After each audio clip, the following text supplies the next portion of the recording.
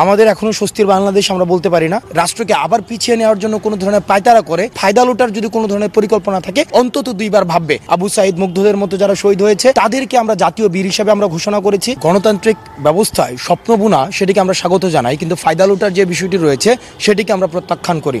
আমরা চাই যে গণতান্ত্রিক যে দলগুলো রয়েছে যারা এত বছর ধরে গণতন্ত্রের জন্য রাজপথে থেকে সংগ্রাম আন্দোলন করেছে তারা অবশ্যই স্বপ্ন বুনবেন, কিন্তু তারা যদি সেটিকে পুঁজি করে রাষ্ট্রকে আবার পিছিয়ে নেওয়ার জন্য কোনো ধরনের পায়তারা করে তাহলে বাংলার যে ছাত্র নাগরিক যে সমাজ তারা যেভাবে ফুঁসে উঠেছে আমি মনে করি তাদের সামনে এই চিত্রটি ভেসে উঠবে এবং তারা এই ধরনের ফায়দা লোটার পূর্বে অন্তত দুইবার ভাববে। এবং আমরা তাদেরকে আহ্বান জানাবো, আমরা সুখী সমৃদ্ধ বাংলাদেশ গড়ার জন্য আমরা যে ধরনের বাংলাদেশ আমরা বলছি রাষ্ট্রীয় ইনস্টিটিউশনগুলোতে মানুষের বিশ্বাস ফিরে আসবে, রাষ্ট্রের যে কাঠামো পুরো ব্যবস্থাটায় সংস্কার আসবে, সেখানে বাংলাদেশের প্রত্যেকটি মানুষ স্বনির্ভর অনুভব করবে, সেই ধরনের রাষ্ট্র গঠন করার জন্য আমরা অবশ্যই রাষ্ট্রের সব পক্ষের সহায়তা চাই।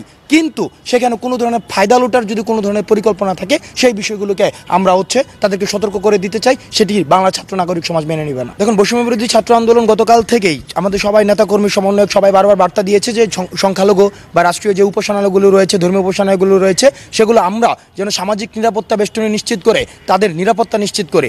সেই জায়গা থেকে আমরা দেখেছি বিচ্ছিন্নভাবে যে ঘটনাগুলো ঘটেছে আমাদেরকে মাথায় রাখতে হবে 16 বছরের যে ফেসিজমের যে কাঠামোটি তৈরি হয়েছে সেটি কিন্তু একদিনে উৎখাত হয়ে যায়নি। তাদের যে উত্তরসূরিরা তারা থেকে গিয়েছে, তারা পরবর্তী বাংলাদেশ বিনির্মাণের পথটি যেন প্রশস্ত না হতে পারে সেটির জন্য তারা কিন্তু পায়তারা সবসময় করবে। সুতরাং আমরা সবাইকে বলবো আমরা পারস্পরিক নিরাপত্তা নিশ্চিত করবেন এবং তাদের যে কোনো ধরনের ষড়যন্ত্র আপনারা রুখে দিবেন। আমাদের এখনো স্বস্তির বাংলাদেশ আমরা বলতে পারি না, স্বস্তি এখনো শেষ হয়নি। এখন এটা আমাদের প্রাথমিক অর্জন। এই প্রাথমিক অর্জন আমাদের আন্দোলনের দ্বিতীয় যে ধাপের যে আন্দোলনটি এখন শুরু হয়েছে এবং সেটি পূর্ণাঙ্গ যেদিন আমরা একটি সুখী সমৃদ্ধ বাংলাদেশ নিশ্চিত করতে পারবো সেদিনও আমাদের স্বস্তি আসবে। প্রাথমিক যে জয়টি সেটি আমরা যে শহীদ হয়েছে আবু সাইদ মুগ্ধদের মতো যারা শহীদ হয়েছে তাদেরকে আমরা জাতীয় বীর হিসেবে আমরা ঘোষণা করেছি।